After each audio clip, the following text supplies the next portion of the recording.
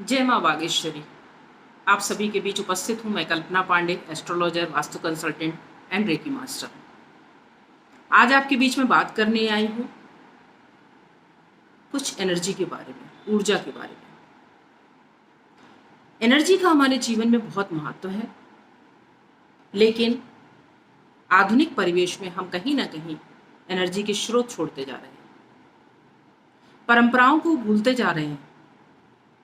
पुराने समय में हमारी दादी, नानी, चाची, ताई, माँ सब सिखाते थे, बेटा पैर छुओ, आशीर्वाद लो, गुरुजनों का आशीर्वाद लेते थे।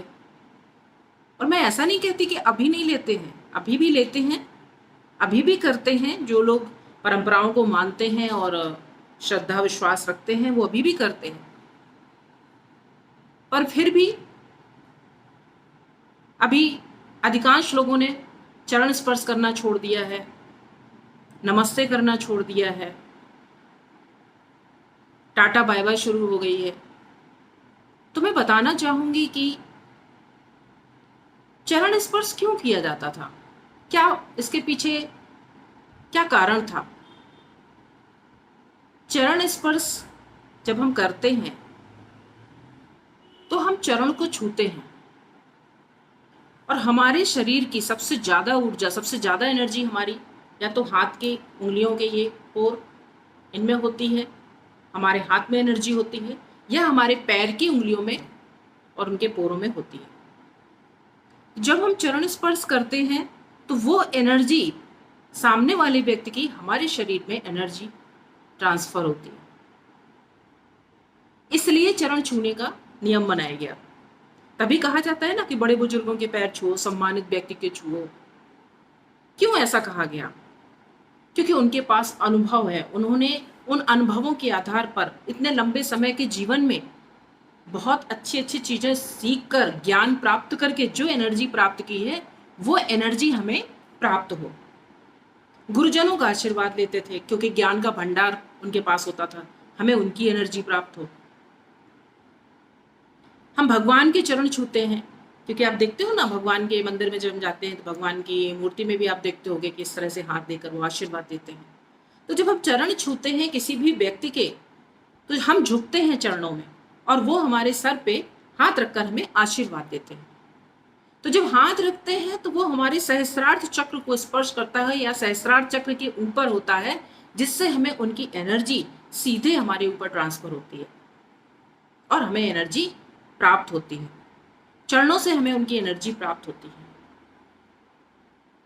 इसीलिए चरण छूने की परंपरा बनाई गई है। इसको बनाए रखिए। आपको जीवन में आगे बढ़ना है, अगर आप चाहते हैं कि आगे बढ़े, आपके अंदर एक पॉजिटिव ऑरा आपके अंदर तैयार हो, तो चरण स्पर्श अवश्य करिए। और ऐसा नहीं है कि सिर्फ चरण स्पर्श में ही एनर्जी प्राप्त होती है, ये एक बहुत ही साधारण और सरल तरीका है।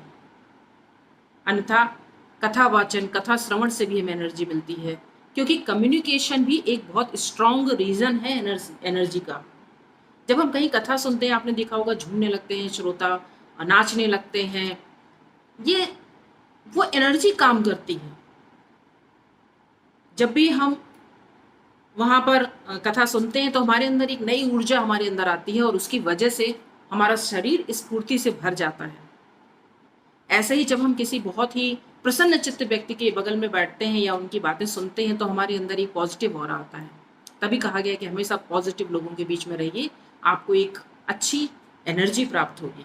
क्योंकि हम एनर्जी खर्च तो कर रहे हैं आज के समय में दौड़ भाग में, लेकिन हमें एनर्जी प्राप्त नहीं हो रही है। वो स्रोत हमने सारे रोक दिए हैं। हम कहीं जाते नहीं, किसी से मिलते नहीं है, सारी चीजें हम मोबाइल पे देख रहे हैं, मोबाइल पे ही पढ़ रहे हैं। कहाँ से हमें एनर्जी मिलेगी? हम लोगों के कांटेक्ट में आ ही नहीं रहे हैं।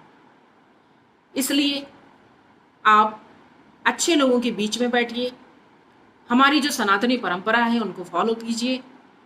चरण स्पर्श करना, प्रणाम करना, इन सब से आपको एक अच्छी एनर्जी प्राप्त होगी और आपका ऑरा पॉजिटिव होगा।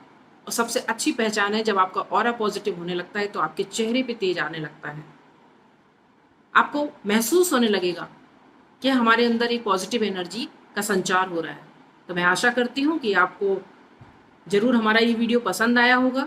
और अगर पसंद आया तो लाइक कीजिए, सब्सक्राइब कीजिए और अपने दोस्तों से शेयर कीजिए।